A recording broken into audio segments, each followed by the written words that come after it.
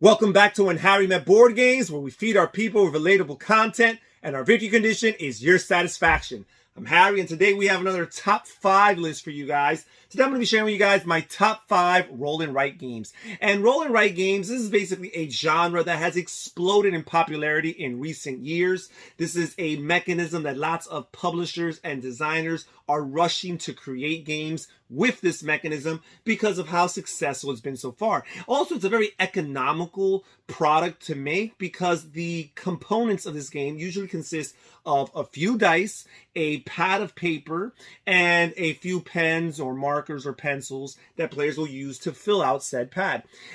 Usually the mechanisms are very simple, quite often very abstracted, but there's a good variety of themes out there for these games. So without any further ado, let's get straight to my number 5. My number 5 roll and write game, and it's probably one of the most popular ones out there right now, is Railroad Ink. And this comes in 4 different colors: blue, red, yellow, and green. I don't think there's any difference between the blue and the red and the yellow and the green, but someone might point out whether or not there's a difference between the blue and the red and the yellow and the green.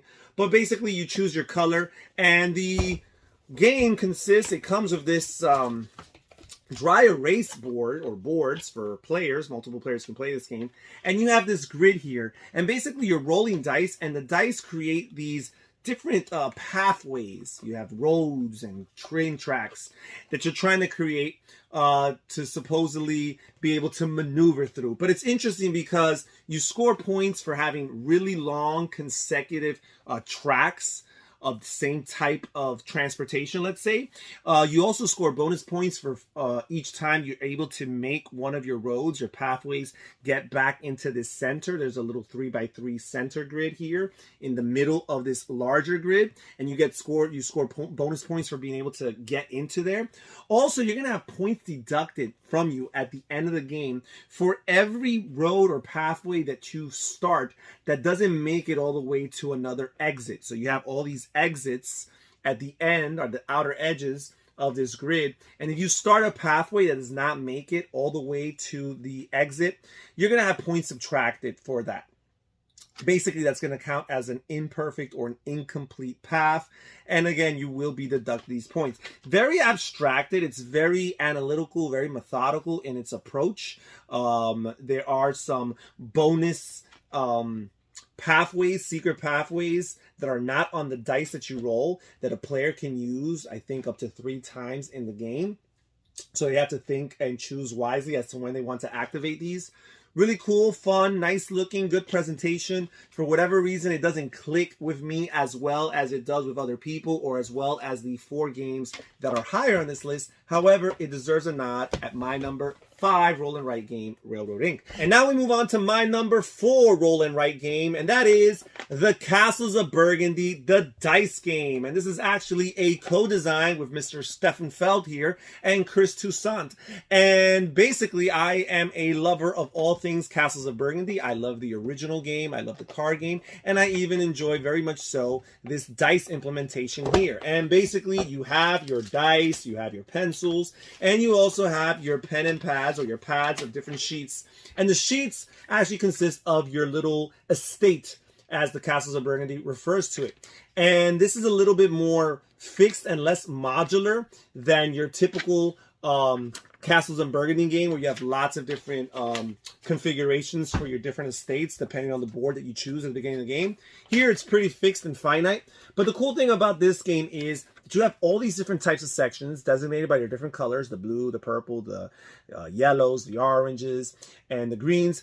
And all of these score you points in different ways, but also the way that you have to roll dice. In order to spend them there, you're putting particular numbers into these dice. And the numbers you need to roll are so specific to the type of color there is. In some spaces, you're particularly trying to roll 3s and 4s. In others, you're trying to roll 1 and 2s. In others, you're trying to roll 5 and 6s. In the orange section, for example, every time you fill in an orange section, it has to be a completely different number that's not found within that same orange region. So again, all of these are very particular depending on the color. For the green castles, it cannot equal the number that you fill in a green hex here cannot be equal to any of the numbers that are adjacent to that green hex. So again, very, very particular in the way you fill out this grid, very particular in the way each of these different regions score you points at the end of the game. I have fun playing it. It plays well with other people. It plays well solo. My number 4 roll and write game of all time, that is the Castles of Burgundy, the dice game. Now we move on to my number 3 roll and write game of all time, and that is Roll Through the Ages by Matt Leacock. And this one here, I have to admit, is this high largely because of nostalgic purposes, because I do think that the Castles of Burgundy and Railroad Inc. probably do the roll and write thing a little bit better than it. But Roll Through the Ages was my first roll and write, and I think it's the father or the grandfather of the modern roll and write games, unless you want to consider Yahtzee to be a roll and write game. And obviously, these games have derived their core idea from Yahtzee, but I feel that Roll Through the Ages really took Yahtzee to another level, made it thematic. All the different faces of the die are specific to something corresponding with the theme of the game, which in this case is building your civilization. Now, it's very abstracted because you don't have a pretty looking pad that you're filling out. Instead, you have these sheets that just have words and names and numbers that you're marking off, that you're circling around in order to indicate that you've accomplished certain feats and that you've scored certain points, met certain milestones.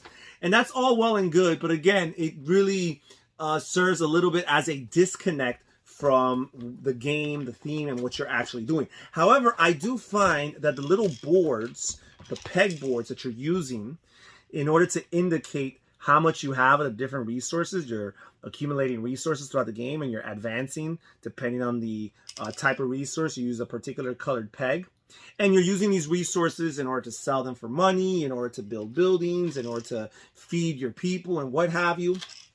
But it's so cool because this little pegboard, wooden pegboard, it really kind of brings you into that ancient world. It feels like you're playing an ancient board game as you're using these pegs to keep track of your resources. So from that perspective, it actually makes up for the very abstracted pad here that has no artwork, no color, or anything of that sort. But really cool. I find this game to be fun. Plays really well solo. I'd say probably more enjoyable to me solo as a competitive game. It's a little bit of multiplayer solitaire, but at the same time, lots of these roll and write games tend to feel like multiplayer solitaire. Like there's very little you do to interact with your opponents around the table or to affect their gameplay at all.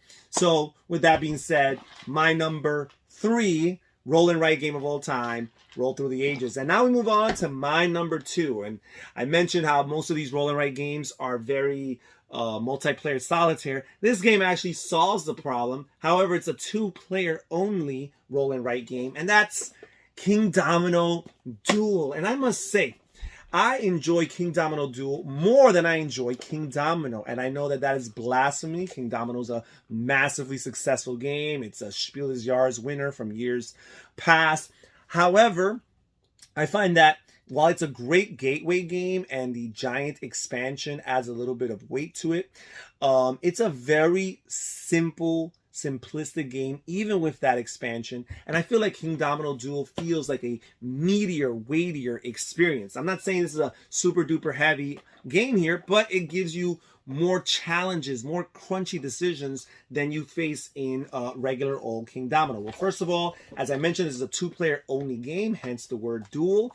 And there's lots of interaction because there's only 2 dice, or I should say 4 dice, and you're always going to roll these 4 dice, the active player, and the starting player, we're going to alternate throughout the game who's going to be the starting player.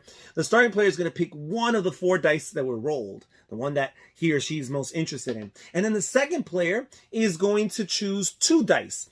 And then finally, the starting player will get the remaining die. And those 2 dice that they end up with are going to form their virtual domino, which they're going to use to pencil in around the castle here and throughout this grid. And this works very much like King Domino rules, where you're trying to have contiguous terrain types next to each other, and you're also trying to have crown symbols within those regions of that terrain type, because you're going to multiply those crown symbols by the amount of spaces of that terrain type. So it's the same concept of King Domino as far as the spatial orientation and the placement of the different terrain features along the board. But what's cool about this game, besides the really neat drafting phase that happens at the beginning of each round, is the fact that at the end, or actually every time you roll a specific type of face of the die, you get to scratch out one of these boxes. And if you're the first player to scratch out all the boxes in one particular face of the die, you're going to get a particular bonus, a action that you can use once throughout the game that's going to help you very much. It's either going to make you pick 2 dice at once, or it might make you split 2 dice into 2 separate sections. That way you don't have to put them next to each other, which is the typical rule. It might make you flip over a dice or what have you. There's so many cool ways of mitigating and manipulating the dice roll and the placement of your dominoes on this grid through the use of these special abilities. So sometimes you might want to choose a particular face of the die, not so much because you're used or interested in this terrain type to place on your board, but because you're interested in crossing off a box that perhaps you might be just 1 box away from activating and fulfilling a special ability for you in the future. So that's something to keep in mind as you're making your decisions. Again, very interesting the way it plays. I find it much more interesting and exciting than King Domino. Although King Domino can be played with 3 or more players. I'm not sure there's any variants out there that allow you to play this at 3 or more players. But for now, at a 2-player game, it's really neat and I enjoy it. My number 2 roll and write game of all time, King Domino Duel. And now we move on to my number 1, and this is my favorite. This is the roll and write game par excellence as far as I'm concerned. I wouldn't have thought it when I first looked at it. When I first heard about it and read about it, I thought it would be the furthest thing from one of my favorites. However, I was absolutely wrong, and gladly so. My number 1 is the Ganshan Clever series. And right here I have Ganshan Clever. I have Twice as Clever. I've yet to purchase Clever Cubed, but these 2 games are phenomenal, both of them. I kind of see Twice as Clever as a standalone expansion to Ganshan Clever. It's an alternative, basically 5 different types of way of scoring than the 5 ways you scored in Ganshan Clever. But it's so cool because this is such an abstracted type of roll and write. It's not thematic at all. All of these other roll and writes that I mentioned have some type of theme pasted on. Again, these games by nature feel very abstracted, which is why I don't even care that Wolfgang Warsch here didn't even attempt to give a theme to this game. Instead, he just has it in all its raw, unadulterated beauty here. So basically, you have your pads here, your sheets, and they have 5 different sections corresponding to 5 different colors: yellow, blue, green, orange, and purple. And you're rolling the dice that match those colors. And you're always drafting these dice in order to cross off some spaces or fill in some blanks. And each of these 5 sections, not only are they organized in different ways, but they're going to score you points in different ways as well. And the cool thing is, every time you draft a die as the active player, you got to think about which die you draft, because when you draft a die, all the other dice that you did not choose that have pip values lower than the die you rolled are going to be removed from that current round. They're going to go to the silver platter so that inactive players could use it. But you, as the active player, can't choose from them anymore. And ideally, you want to be able to choose 3 dice on each one of your turns. So whenever it's possible, you want to try to choose as low a die as possible in order to not cheat yourself of those additional dice. However, sometimes the dice that you roll are so tempting, so attractive, that you might be willing to take 1 less die or even 2 less dice on that round just to get that 1 die that you cannot resist. It's really cool because lots of these spots, if you time them correctly and plan for them accordingly, lots of these spots unlock additional actions that you can take, sometimes crossing off and filling out additional spaces. And you have all of these re-roll and drafting abilities that you gain as the game progresses, so that in future turns, you're having more powerful and efficient opportunities to roll and to draft dice. Really, really cool, really neat. I like to play this game solo. Particularly, it plays very, very well solo. And even though it's kind of one of those beat your own score type of solo games, well, they give you a little chart to tell you how good you are depending on your score. Even though it's that type of solo game, I don't even care, which I usually do care. But this game actually has me so focused on the task at hand of trying to crack this puzzle, and each time hopefully doing a little bit better than previous times, but at the same time having your best laid plans, your best efforts frustrated by the roll of the dice, because again, you're very dependent on the roll of the dice, and there are ways to mitigate it, but at the same time, even those ways to mitigate it are limited. My number one roll and write board game of all time, Gone Sean Clever. And that's it for today's list, folks.